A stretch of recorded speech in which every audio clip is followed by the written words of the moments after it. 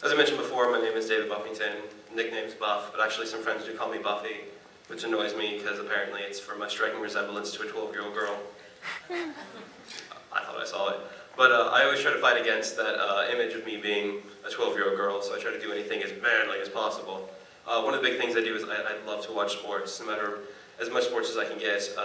Not just because for the actual competitiveness of it, I just really love the announcers in sports, and I define sports as anything that actually has an announcer, because I would really watch anything that they would make with an announcer, especially like competitive jigsaw puzzling. I could really see having an announcer for that.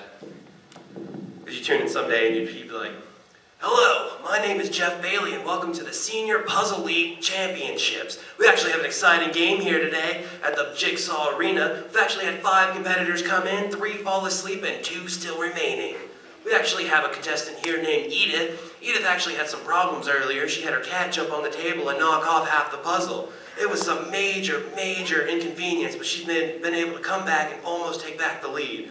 Here she goes putting down a piece. Oh no! That was clearly an edge piece with a straight side that she tried to put in the middle. That's a rookie mistake and she should not be in this size of competition."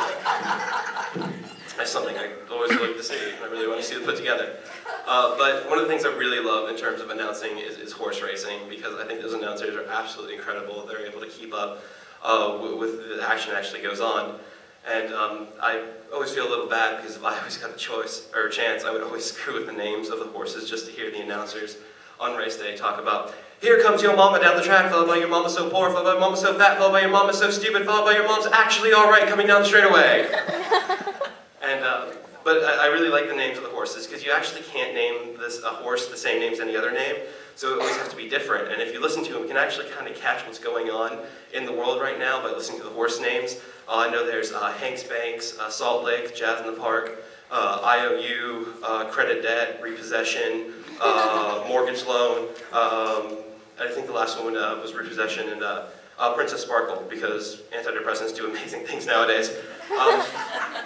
The only thing that scares me a little more than the name Princess Sparkle for a horse is what our generation is actually going to do to the horse names of like the Kentucky Derby and stuff like that. Because we always want things faster, we always want things to go mainstream. So I could always imagine the Kentucky Derby one year actually going something like this. We have LOL coming down the straight, followed by LAR. Alright, here he comes on the effect. OLFTL, I've fallen on the ground, rolling and laughing. Oh, sorry to see for him. We actually had FTF, STFU. Yep, STFU coming around the track, followed by LAMO. All they seem to be content to stay in center. Coming around the corner here, TTYL and BBL have been nowhere to be seen this entire race. BRB has just come back after a short absence from the track. Here coming around the corner down the straightaway, it's OMG and WTF going neck and neck to thing. Oh my lord, it's OMG beating out WTF for the winner. But speaking of like really good announcing, one of my favorite sports I do like to watch is NASCAR. And if you don't like NASCAR, that sucks because I have a microphone. So, but I really do think NASCAR should be allowed to be an official sport now because there's competition. And something happened last year that I think every major sport has, and that's substance abuse. And so I really think that should be labeled a sport now. Because I don't know if you heard of this last year, but the driver Jeremy Mayfield actually got suspended for substance abuse, which turns out it was Budweiser, which I thought that was a little weird. But as soon as I heard about that, I thought of multiple things that could be happening. That actually, if you think about it, Budweiser is the oddest sponsor for any sports team ever, or any kind of sports organization, because Budweiser is one of the only major ads that a driver cannot touch at any point in time. Because when a driver wins at a race, he can get out and drink water, milk, soda, Powerade, gas, oil, gas unleaded and leaded, by the way. The second he picks up a Bud Light, that's not going to happen. But because if you think about it, Budweiser sponsoring NASCAR is kind of like Dick Cheney sponsoring a gun safety week. It just doesn't. Something just really doesn't fit there.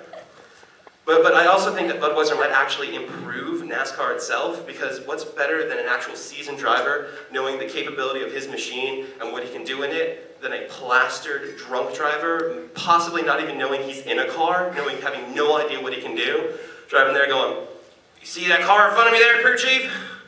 I'm gonna pass him from underneath. Don't be telling me what I can do do this. You watch me.